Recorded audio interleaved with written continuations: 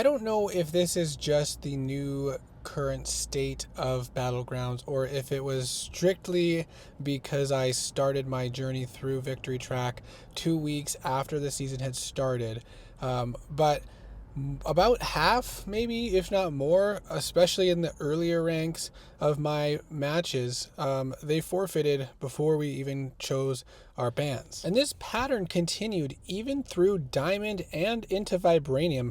There were still people forfeiting the match, people who didn't even have the worst rosters, like maybe not quite the same level of roster as mine, and some that even had comparable or maybe even slightly better than mine. I'm not sure why it was so common for them to forfeit, even in these last matches through Vibranium, before I got into the Gladiator circuit. And then even the people who did choose to stick around for the match, it was most of the time a complete wash. Like no chance of me losing the battle, except for maybe a handful the entire journey where there was a reasonable match. And I went through the entire thing without a single lost match. You'll see that at the very end there was a lost one in off season, and then at the very beginning there was a loss. I went to start a match and then I had to step away from my phone, unfortunately. So technically there was a loss, but with actually being able to do the fights and everything, not a single loss. And I don't know if that's typical or just because of how late I was to completing it, but it did get me quite a bit of tokens and a lot of good rewards I can spend them on in the Battleground shop. But I don't know, let me know what your experience has been. Is that the current state that, the matchups are done strictly based on ranking and your roster and progression has no bearing at all? Or was it just a matter of me playing catch up way at the end and that being the only determining factor? Or is it just the first few days or first week where Victory Track actually has some competition and then it's all cleared out and now there's nothing left remaining and you just kind of walk through it? Let me know.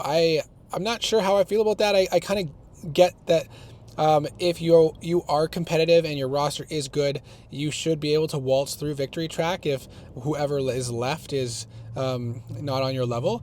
But at the same time, then I got to spend so much time getting through all of that before I can have some competitive matches. Also, the factor with that is I haven't played in many, many seasons, so I was starting at the very bottom, and now I guess next season I'll be starting partway up the ranks. I forget exactly how it works, but somewhere in platinum at least I think is where I would be starting, which would then reduce that kind of burden of progression. But I guess I'll wait and see how things go with the next season, if there'll be a bit more of a challenge getting through Victory Track and or not, and how that goes. But I guess I can't really complain about the free easy resources along the way, just really joining the matches and most of the time not even having to fight, completing 5 matches in 5 minutes or less. You can't really complain about that, I guess, except for the fun factor that I missed out on most of the time. But yeah, let me know what your experiences have been recently with Battlegrounds and the matchmaking system, and I will check in again next season and see how it goes, and see if my experience is any different. And I hope to see you in the next video.